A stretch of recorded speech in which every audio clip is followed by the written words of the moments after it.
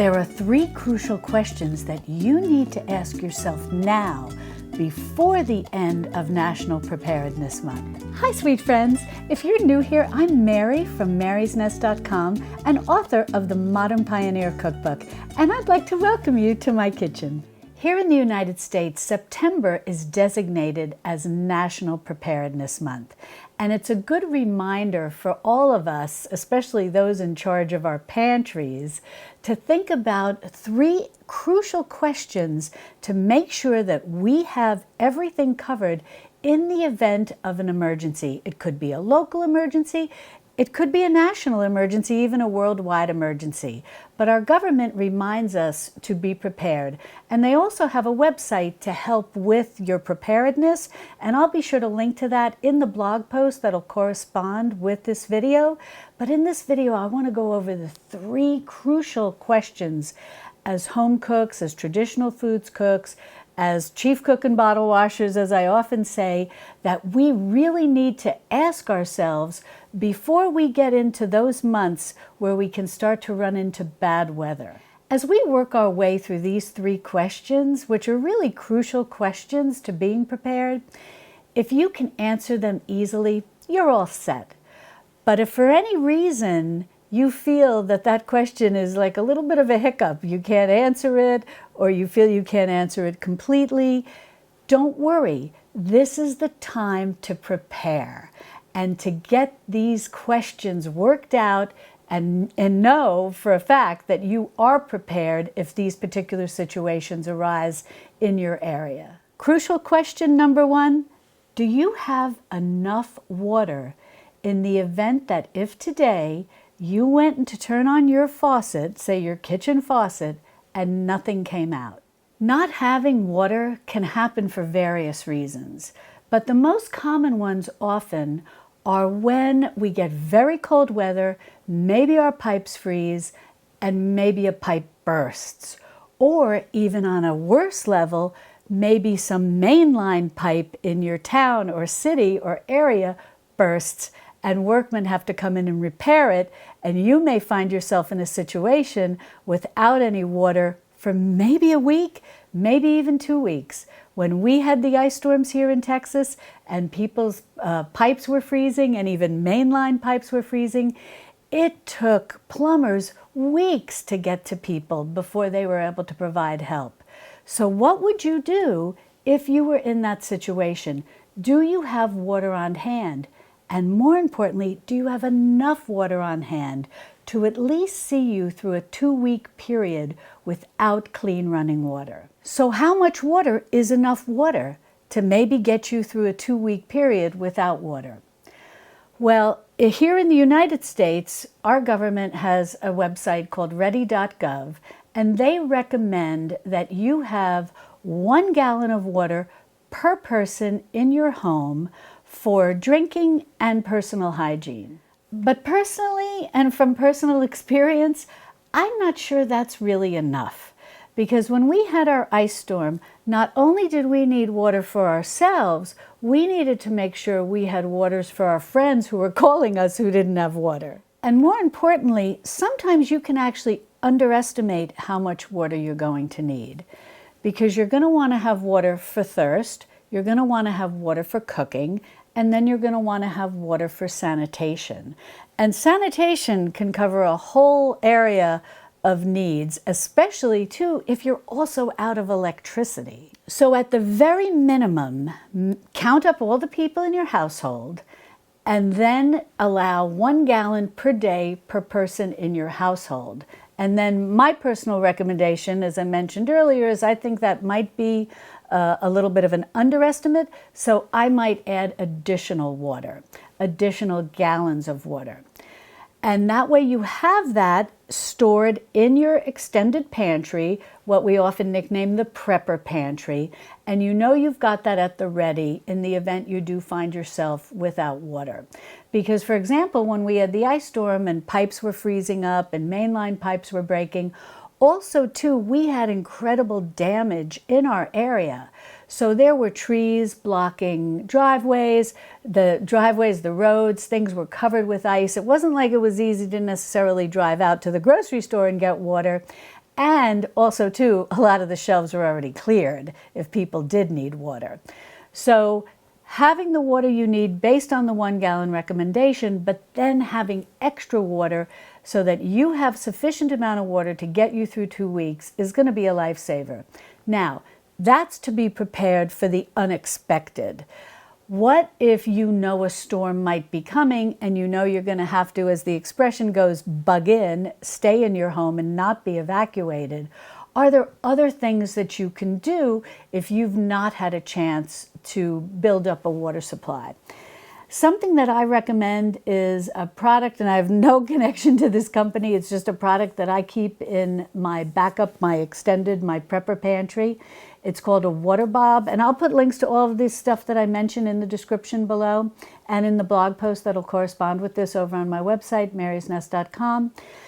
But this water bob is very clever.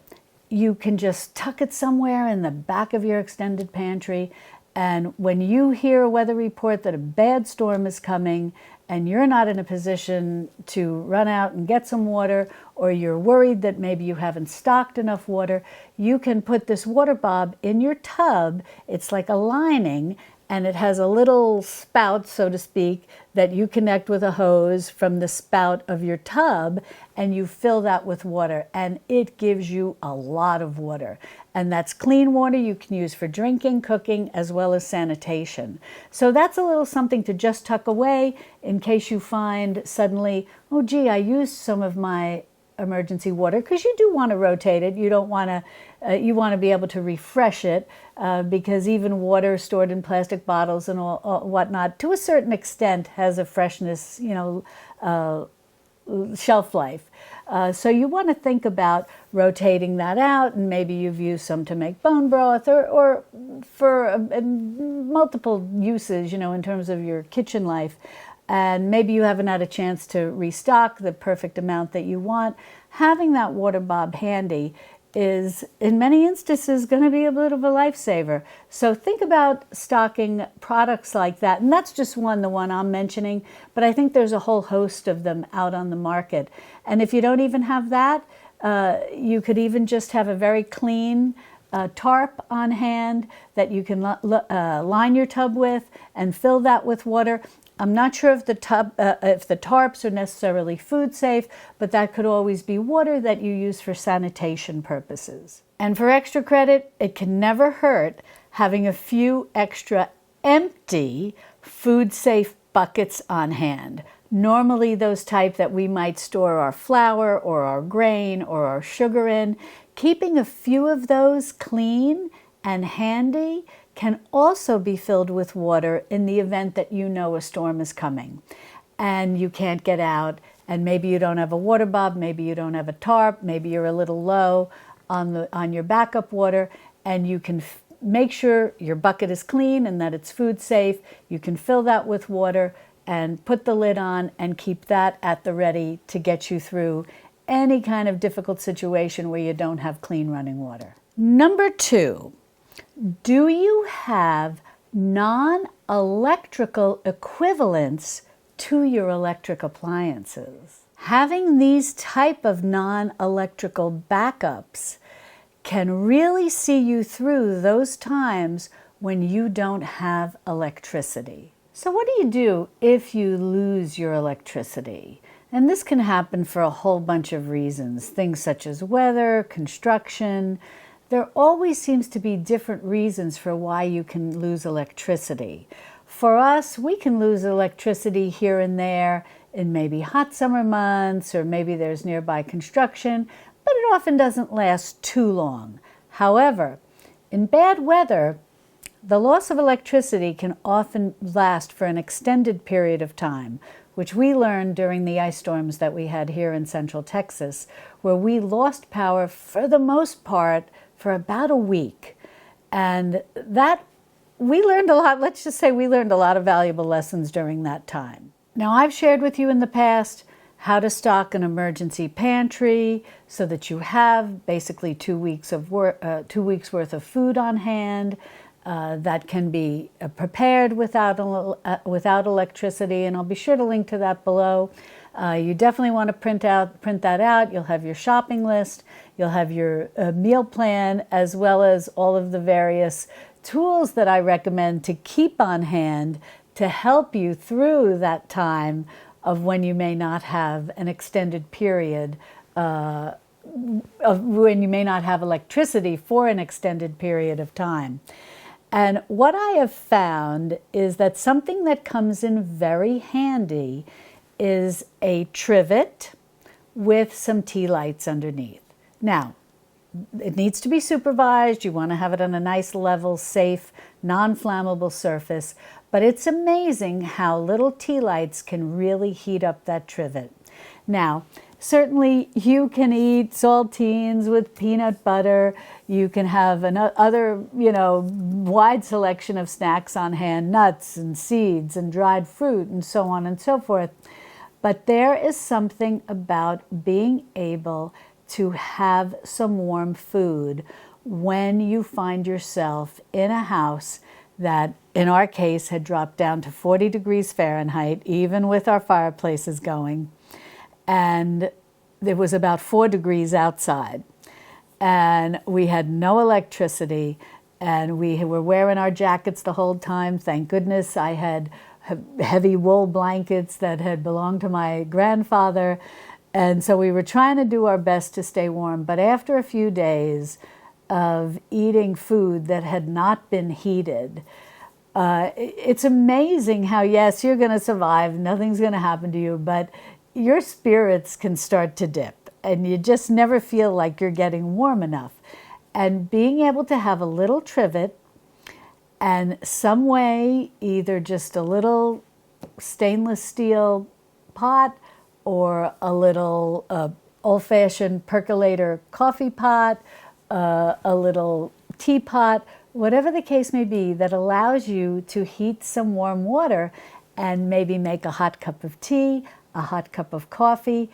You have no idea, which we learned, how that can warm your body and just your soul. It lifts your spirits. It's my humble opinion, but I really believe that a good warm beverage can lift your spirits when you're going through a period that may last a week or longer without electricity, when it's very cold outside and the temperature's getting colder and colder in your home.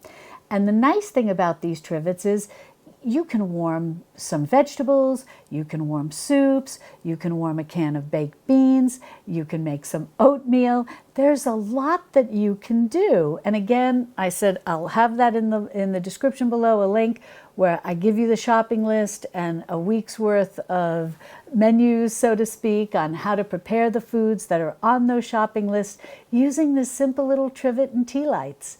And you'll be able to feed people with warm food, and it will make all the difference in the world, because it's what really helped us to be able to stay in our home. First of all, we were pretty much homebound because we had big trees blocking our driveway that had fallen, and our roads were just thick with ice. So there really wasn't, some people who had a little more ability to get out of their driveway and their roads. We live outside of Austin, but maybe in areas where it was more citified and they were able more to be able to drive. They were going to hotels and that in some areas that had power and things like that. But given that we were pretty much landlocked, and being able to have some warm beverages was so, it just uplifted us, being able to have that cup of coffee. And what I recommend, along with having those trivets with the tea lights, also get some thermoses. Because what I was able to do was to make coffee and then pour it into my thermos and have that at the ready throughout the day. And you could put hot tea, hot cocoa, whatever you make. And so that little combination can really save the day. And if you're a coffee drinker like me, this is kind of a little, maybe, I don't know if you call it luxury item, but a little something that you may want to think about. If you like to grind coffee beans, and you're stuck at home and you got no electricity and you're kind of just sitting around, have a little coffee grinder, the little old-fashioned ones, and you can put your beans in there and you can grind your beans fresh and then make yourself a nice cup of coffee with your little percolator coffee, or if you have one of those little espresso, the old-fashioned stovetop espresso makers, whatever you have. And you can really enjoy a delightful cup of coffee. And then you can just keep, some of the powdered milk on hand, all the things we've talked about keeping in our extended pantries, to powdered half and half. Today there's so many dehydrated and freeze-dried products that you can keep on hand for an emergency, to either add to coffee or to tea. You'll have your honey, hopefully in your working pantry or your extended pantry to sweeten your tea. These are also things, as you reconstitute the dairy, that you can add to oatmeal that you're warming in a little pot on your trivet. So there's a lot that you can do that can make you feel better, that can warm you from the inside, and just overall help you cope with that sense of being cold all day long until your heat is restored. So when you're going through this process, think about, what might I need if I do not have electricity for 2 weeks? I always like, even though hopefully it'll never be that long, I always like to think in terms of 2 weeks. Because for the most part, if we have emergency situations, power, water, so on and so forth, is generally restored within a week, and at the worst, maybe 2 weeks. So that's why I tend to always think 2 weeks. But you know your area, and you know that if you could be in a situation where it could be longer, then prepare accordingly. But some other things that I want to mention that are good for keeping on hand, in addition to, as you go around your kitchen and say, okay, if I didn't have electricity for that particular appliance, would I need that when I don't have electricity in my home? Would it be useful? Would it allow me to do something that I could then warm that particular food or whatever preparation you had made on a trivet? Of course, we always like to say, oh, I want to have a grain mill in the event that I don't have electricity for my electric grain mill, but adding that to your prepper pantry in terms of an emergency piece of non-electrical equipment may not be necessary right now. That may be something for you to think long term, simply because you want to have that in the event you're thinking off grid, or you're thinking in terms of simply preserving electricity. But chances are that's not going to be top of the list for emergency equipment. But something that, as you go around your kitchen, don't just focus on those items that are electrical appliances associated with cooking. Think of some other things as well. There are 2 things that I use in my kitchen a lot. One is a radio, and the other is a flashlight. The reason that I have the radio, under normal circumstances, is just for enjoyment, to listen to. But think about having an emergency crank radio, one that you actually crank. You don't need to worry about having any kind of power. You crank it, and then you'll be able to listen to weather updates, news updates, music, entertainment, whatever you want. Plus, you can use those type of emergency radios generally to charge your cell phones. Now, I want to give you a little tip about that. I thought I was all prepared with my emergency radio. And yes, we were able to listen to weather updates, and yes, the news, and so on and so forth. But we were not able to use it to charge our cell phones because I hadn't stayed up to date with it.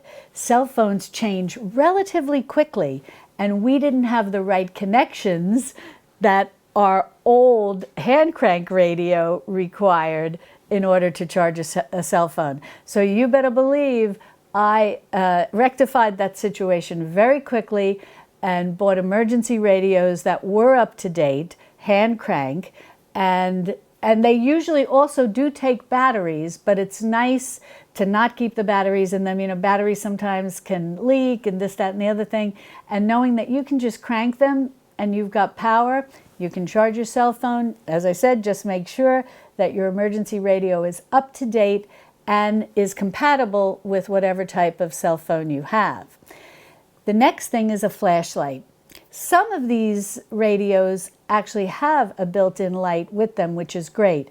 However, I like to keep a separate hand crank flashlight that I can carry around, as well as take outside with me when I have to go outside in the dark with our dog. Now, yes, do I have flashlights that have batteries in them?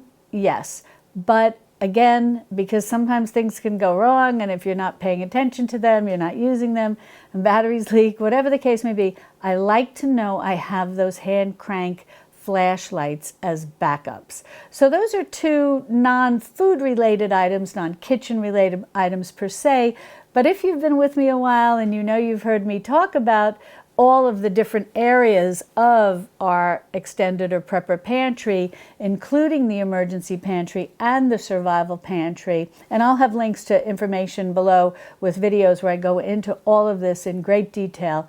But those are two non-food items, non-food related items that you definitely want to think about if you don't have those on hand right now. Now, question number 3. Do you have some way to create power? Do you have a generator? Maybe a gasoline-powered generator? Or do you have a solar power station? These are very important questions to ask yourself. I do not have a gas-powered generator. If that's something that you do have, you know that you need to make sure that everything is well ventilated and you have a good supply of gasoline on hand to run it. The problem for many of us is that depending on where you live, different municipalities, different housing accommodations, apartment buildings, so on and so forth, have rules about storing gasoline if you can in the first place, and or how much gasoline you can store. So we have never gone the route of getting a gasoline powered generator, because then there's also the other question, can you get gasoline? That can run into a problem too, especially when there are power problems. So what we decided to do, my husband Ted and I decided that we were going to go with a solar power station. We actually have 3. And I can't say enough good things about them. They come in different sizes and different weights, and I really like the small one because I can lift it and it's strong enough to run my coffee pot.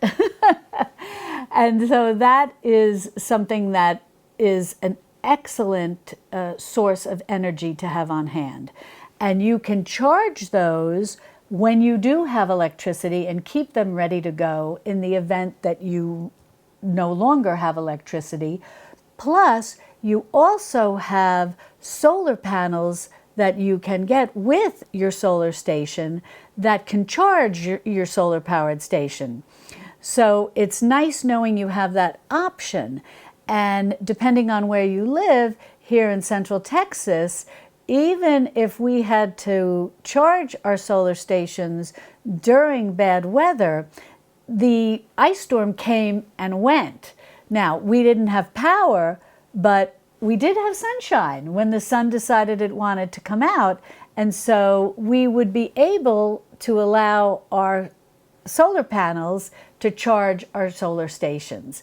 And so that's something to think about, because this can be a very good device to keep on hand.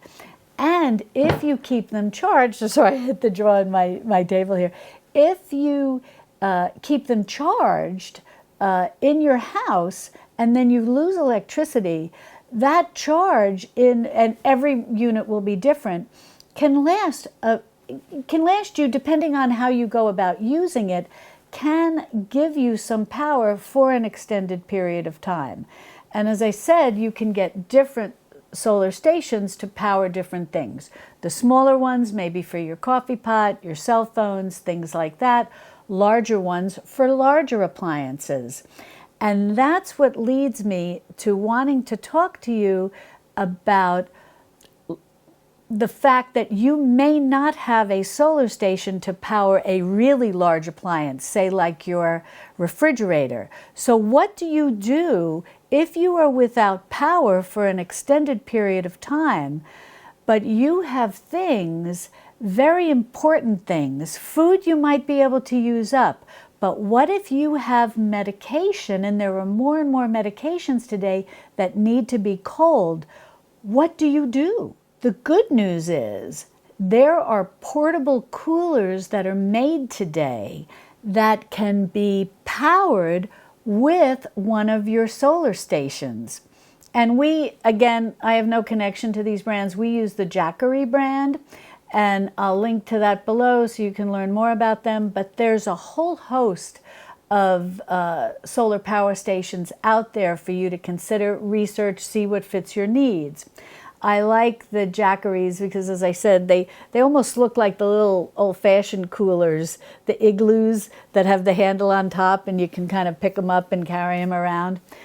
But what's great is about these portable coolers is that you can use one of your solar power stations to charge that and charge the cooler and give it power so that you can keep your medicines in there that need to be kept cold. You could also put some food in there, maybe, you know, that you're hoping the power will be restored, because after there are different rules on this. There's equipment that we keep on our refrigerator and on our freezer, and little devices go into the refrigerator and into the freezer, and it tells you the temperature as it's getting warmer and warmer and warmer.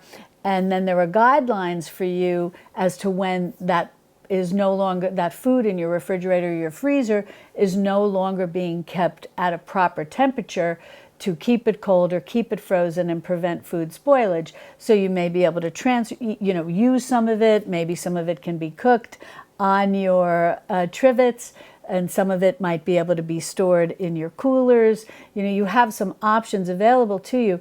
We were fortunate in that, I guess you could look at it in a way as being fortunate, but with it being 4 degrees outside, we were basically able to put just your standard coolers outside and put chunks of ice or whatever that was out there into our coolers with food that we wanted to keep cold. And just by the nature of it being so cold out there, the coolers were cold and the food was kept cold. So that worked to our benefit. But we would not have wanted to put medicine out there. We don't feel that would have been safe. So having a solar cooler, a portable cooler that can be powered with a solar power station is perfect. So that is something that you really want to think about if you know there are some things that you need to keep cold no matter what the situation is. Now, in talking to yourself or asking yourself this third question about do you have some way to create power, we highly recommend, and this recommendation comes from my husband because he's kind of in charge of the solar stations. He highly recommends that you go through like a test run, because when he was doing a test run with our first Jackery, and he had the solar station, he had the panels, and he was like, oh my goodness, they didn't send us the connector. And we have no way to connect the solar station to the solar panels. What are we going to do? And it was so cute because he contacted the company and they explained how they had packaged the connectors, and it was like in an unusual way that you may not have thought to look for in the box.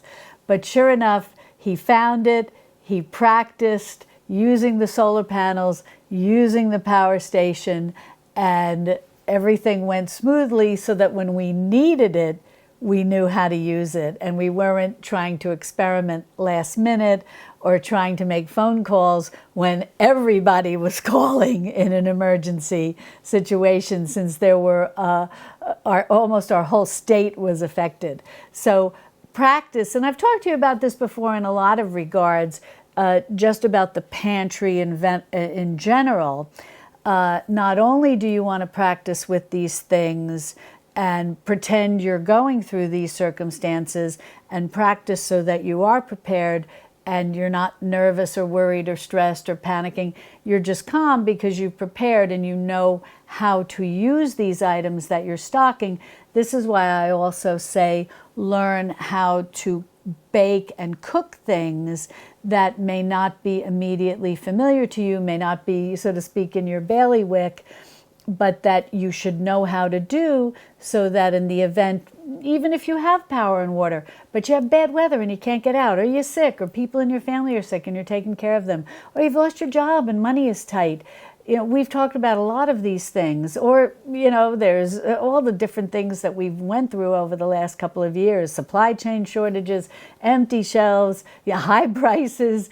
It's kind of never ending after a while. And knowing how to bake your own bread, make your own salad dressing, simple things like this. Don't wait until the last minute when you actually have to do it. Learn how to do these things now and develop those skills, get those skills under your belt. And I've got plenty of videos where I show you how to do all of these things. But these main 3 questions: do you have enough water? Do you have some backups of appliances that are non-mechanical? And do you also have some way to create power, especially for those things that may be exceptionally perishable, like medications? So ask yourself these 3 questions. Now, I have a bonus for you that I want to share in a minute, but ask yourself these 3 questions before the end of September, which is National Preparedness Month. So before the end of National Preparedness Month, go through your extended pantry, your prepper pantry. Make sure you're well prepared with these 3 things, in addition to everything else that we've talked about. If you've seen my last couple of videos about preparedness, just make sure that you're ready with these 3 things, because they are going to be crucial. That's why I say ask yourself these 3 crucial questions. These 3 things are crucial to faring well through a whole host of emergencies. Now, granted, yes, we talked in the past about foods to have. We've talked in the past about medical equipment and various home remedies or over-the-counter medicines, things we want. That's all very important. We've discussed all of that. But before this month finishes up, I wanted to make sure that you also had these 3 crucial pieces of information to ask yourself about and to prepare for. Now, this is just a little bonus that I wanted to share with you. So we'll call this one number 4. This is very old school, and it's something we can easily forget about because we do so many things today on our phones, on our tablets. I've got my iPad here, on our laptops, whatever the case may be. And sometimes we forget about the importance of paper products. It can be as simple as a paper and a pencil or a paper and a pen. I have laughed sometimes visiting younger people, and I say, oh, jot this down, on a piece of paper or pencil or whatever. And they're looking all over the place, and they're like, I don't know if I have a pen. I don't know. It's very cute. But make sure you've got some paper and pencil so that if none of your devices are working and you just want to make some notes, maybe you just want to write something, especially if you're housebound and if you work from home but you have no way to connect via your computer, and maybe you're just reading a book or something and you want to take some notes. This is very important, and this is why I also, so that's a very simple, very old school thing. But also have some books on hand. Have hard copies of things you want. Now, let's hope the internet's not going away anytime soon, but having your, like in my case, that's why I wrote the Modern Pioneer Cookbook, because I wanted people to have a manual that they could keep on their kitchen bookshelf, that no matter what the circumstances were, they would have something that would walk them through step by step by step how to create a traditional foods kitchen, how to make all the old-fashioned things, all the old traditional foods. So I always recommend make sure you have some hard copies of books, both fiction and nonfiction. Fiction is nice sometimes just to read to pass the time. And have the nonfiction books on hand that you want to make sure that no matter what happens in life, you have some materials that are physical and in your property that you can refer to in the event that you need them, that you're not beholden to relying on something that's online and may not be available. And speaking of that, I also like to include in that certain magazines.